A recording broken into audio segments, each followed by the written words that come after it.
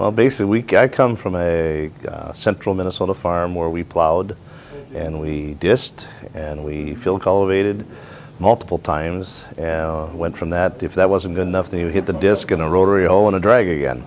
So from that to go to the paradigm where we are now, where we're strip tilling, no tilling, it's been an adventure, but I'd have to say the last 2 years have been a really good curve because of the fact it's drier.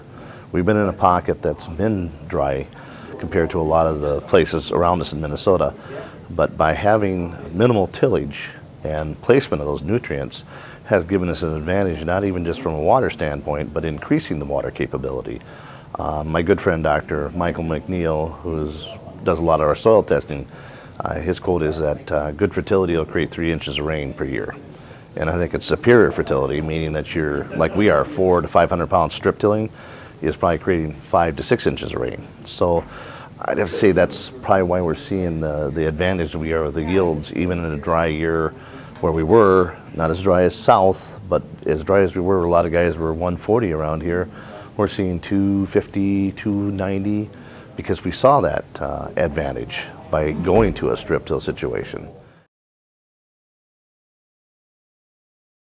We ran a Warrior 2 years ago through Keith Schlapko. He bought his first system, and we rigged it up, set it up for him, and ran it first, and then brought it down to him. And that was a learning curve in itself, trying to understand the technology of that. But then we went to building our own this year. We saw what we wanted to do with the Warrior. I'm a cheap Frenchman. I didn't want to spend that kind of money. So we took an old Rossen strip till bar, added the Coulter system. So what we had was a way to size the trash as we went through. So we had 32 Coulters up front. Then we have a Coulter system that applies and goes down and basically blends that material into the soil. Then we have another closing system that closes that ridge off. So we try to have what we call the best of all the worlds. So we're trying to tie in putting digester up front. We size that stock, pinning that stock down from what Keith taught me, and then coming back in and then putting down dry and liquid at that zone. One of the things we found by running our dry program with our soft rocks and other nutrients, then putting a liquid with that, we get a reaction on that soft rock that gives us even more nutrients. I don't want to say magic, but if you look at how fertilizers are made, it's an acid reaction. So by adding that acid into that zone, we react more fertilizer, and ironically, you get more fertilizer what's already in that soil.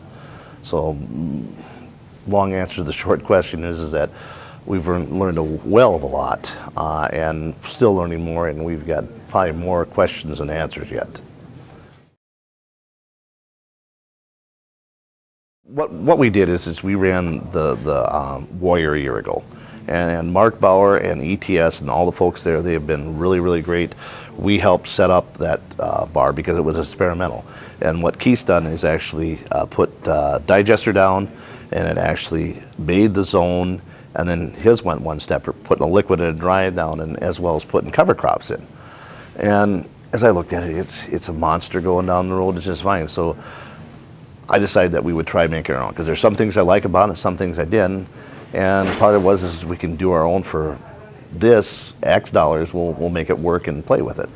So what we did is we built the bar off an old Rossen. And Ray Rossen built a heavy-duty bar. I mean, it's built like a tank. In fact, it's aircraft running gear that is the wheels for the thing. So it's a massive piece of equipment. So it was heavy-duty enough to actually put 32 Coulters across the front with that digester. We have a spray bar that's 40 feet across that puts a digester onto the stocks, and we actually pin the stocks. And then behind that, in that 30-inch strip or that 30-inch setup, we're zoning 10 inches like a Warrior does. We're trying to basically open up that soil to be able to put liquid and dry into that zone and mix and stir that. Instead of the old traditional dragging a knife through it. And there's people that want that, and that's fine. I'm intelligent enough to know I'm not going to hit a 1 inch. You can't do that. And even with today's technology, because there's some point in time when the RTK auto steer, all of a sudden, poof, it's not there. So I want to be able to know that as we go across the field, we can actually hit that strip with the planter. So by having a 10-inch strip, it's a lot easier to hit if we're off. Then what we do is basically close that. We basically close that strip. So It's not perfect yet, by no means. We're still trying to figure out how to build a better coulter system, but we made it work within sod, corn on corn, corn on beans. Is it perfect? Well, no, but I mean, heck, I'm from the South.